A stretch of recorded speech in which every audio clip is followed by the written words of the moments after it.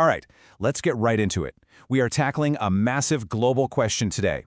Who on Earth pays the most for petrol? We found a source online that claims it has the answer for 2026, and we're going to break it down, piece by piece. Let's dive in. So, this is what we're looking at. It's a YouTube video from a channel called Compare Me. And with a title that specific, that sets some pretty high expectations, doesn't it? It promises us a deep dive, full of data and comparisons about fuel costs around the globe. But here's a thought. What if the answer to that big, complex question wasn't a spreadsheet full of numbers or a list of countries? What if it was just a single word repeated over and over again? Okay, so before we look at the actual evidence, let's just set a baseline here. Based on that title alone, what should we be expecting to see? It seems pretty straightforward, right?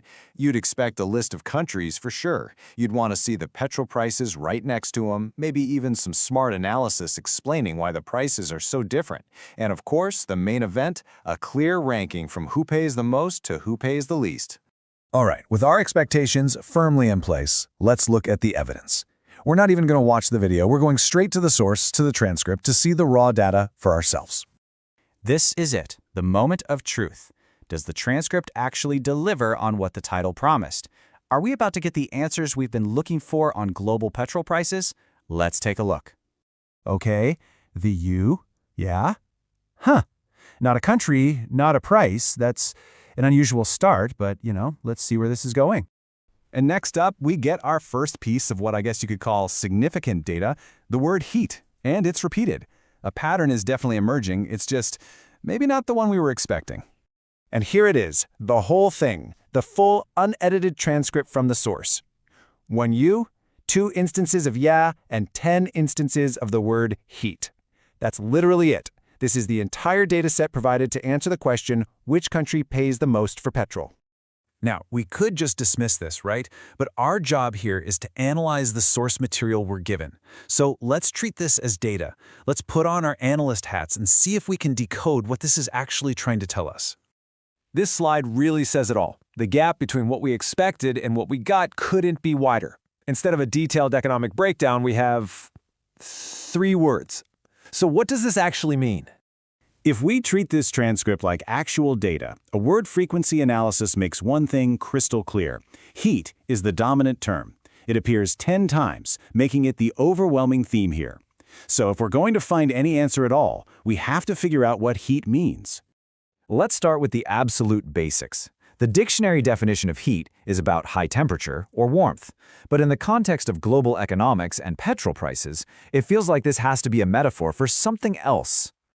So what could heat signify? Could it be geopolitical heat?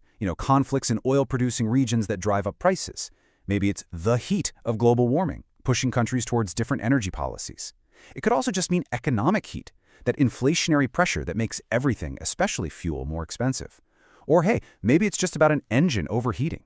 Without more context, it's really impossible to say for sure. So, what's the real takeaway here? Since the source completely fails to provide any actual data on petrol prices, its true value isn't about economics at all. It's about information itself. This whole process, this whole bizarre journey, is actually a powerful lesson in how to evaluate any source you find online. First, assess the premise. What is it promising you?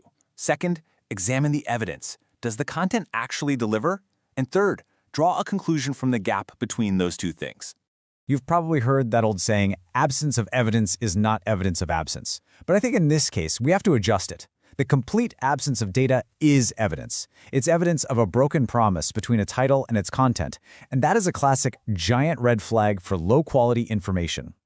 And that's the ultimate takeaway. We came here today to learn about petrol prices, but this source actually teaches us something far more important. That critical need to question, to verify, and to look past a catchy title to see if there's any real substance underneath.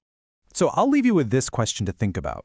When a source promises answers but gives you nothing but a single repeated word, what it truly explains might not be its topic, but rather the environment in which it was created.